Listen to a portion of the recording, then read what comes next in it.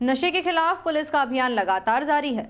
सिरसा जिले के 119 गांव व शहर के 4 वार्डों को आज नशा मुक्त घोषित किया गया। पुलिस अधीक्षक विक्रांत भूषण की अध्यक्षता में कार्यक्रम संपन्न हुआ। सिरसा में सभी गांव व शहरों के वार्डों के प्रतिनिधियों ने कार्यक्रम में शिरकत की। कार्यक्रम सिरसा के चौधरी देवीलाल विश्वविद्यालय में आयोजित किया गया था। इसके बाद शहर के परशुराम चौक से लेकर रानिया चुंगी तक जागरूकता रैली निकाल गई। लोगों को नशे छोड़ने व नशे की दलदल में फंसे युवाओं व नशा तस्करों के बारे में प्रशासन को जानकारी देने की अपील की गई। चौधरी देवीलाल विश्वविद्यालय में आयोजित नाटक के दौरान युवाओं ने नशे की गंभीरता, चपेट में आ रहे युवाओं व परिवार की बिगड़ रही स्थिति के बारे में अवगत करवाया।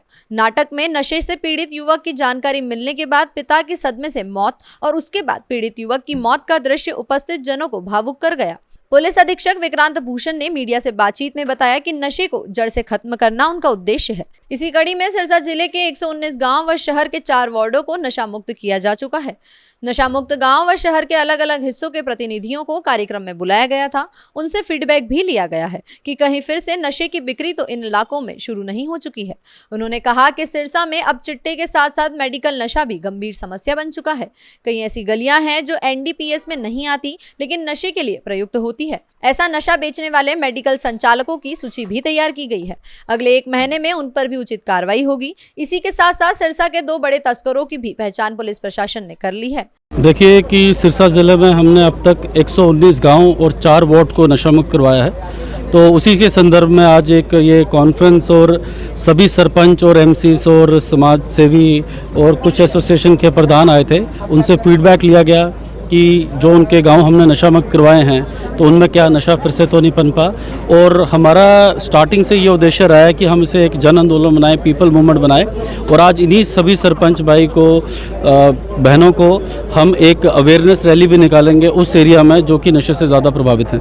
सर, जो लोग नशा करते हैं और जिन लोगों को मालूम है कि नशा करते हैं वो लोग कंप्लेंट देने में थोड़ा कतराते हैं। हालांकि अभी आपकी स्पीच पे भी कुछ लोग खड़े हुए, उन्होंने कहा, तो उसके लिए क्या कुछ?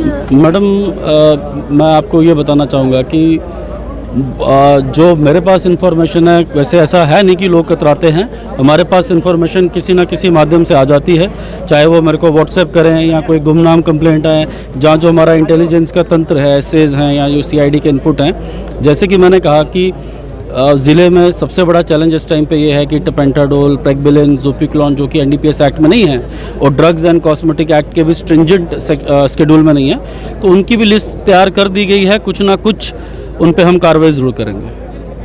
मेडिकल नशा भी गंभीर समस्या बनता जा रहा है शहर में। देखिए, मेरा ये मानना है कि इस टाइम पे सबसे बड़ा चैलेंज मेडिकल नशा है, but due to certain legal constraints कि NDPS के शेड्यूल में ना होना और ड्रग्स एंड कॉस्मेटिक एक्ट भी अब कंपाउंडेबल ज़्यादा है और पुलिस के पास पावर भी नहीं है, बट फिर भी हमारे द्वारा जो ये दवाइयाँ बेचते हैं उनकी सूची तैयार की गई है। आप अगले 1 महीने में देखेंगे कि उन पे भी सख्ती से कार्रवाई की जाएगी। नशे की लत में जो पड़ चुके हैं उनसे और उनके परिवारजनों से क्या अपील करें? देखो, मैंने जैसे अपनी स्पीच में भी कहा कि इन सबको आप पीड़ित समझे, विक्टिम समझे। जिस तरह बाकी बीमारियों का इलाज है, इसका भी इलाज है। आपको उस टाइम पे अपने बच्चे, उस व्यक्ति का मनोबल बढ़ाना है, उसकी खुराक का ध्यान रखना है, और जब वो डिटॉक्सीफाइड, डी एडिक्शन होके आ जाए तो समाज को उसको अपनाना है। उसे नशेड़ी कह के स्टिग्मा नहीं पैदा करना, उसके परिवार का भी साथ देना है। जो प्रॉब्लम आज किसी के घर पे है वो अपने घर पे भी आ सकती है। सर, यूथ ज़्यादा इसकी चपेट में, तो यूथ को क्या मैसेज देना चाहिए? देखिए, अगर आपने देखा होगा पिछले 1 साल से हमारे द्वारा विभिन्न टीम बना के स्पोर्ट्स एक्टिविटीज़ भी ऑर्गेनाइज करवाई जा रही हैं। आप देखोगे पीछे एक बैनर लगा हुआ है, आपके पीछे भी इधर भी लगा हुआ है कि मैं हूं दाकड़। कि दाकड़ का मतलब वो नहीं है जो ब्रांडेड शूज़ पहन ले, शर्ट पहन ले, मोबाइल रख ले, बीड़ी पी ले, सनग्लासेस पहन ले। दाकड़ का मतलब वो है जो सच में समझे कि बॉडी क्या है, कल्चरल वैल्यूज़ क्या हैं। तो मेरा यही उनसे रहेगा कि हरियाणा ने बहुत नाम रोशन किया है पूरे देश में, दुनिया भर में खेलों से। तो आप अपनी एनर्जी को डाइवर्ट करें खेलों के प्रति। जब भी भर्ती आती है उसकी तरफ अपना ध्यान दें, अपनी फिजिक पे ध्यान दें। जब आप फिजिक पे ध्यान दोगे तो आप खुद इन चीज़ों से दूर भागोगे। नशा तस्करों द्वारा की गई कमाई पर भी आपने कहा है कि उनको अटैच किया जाएगा प्रॉपर्टी। देखो, मैं आपको बताता हूँ, ये थोड़ा प्रोसेस लेंथी होता है। हमने कॉरस्पॉन्डेंसेस कर दी हैं और क्या पता रिजल्ट 1-1.5 महीने में आ जाए।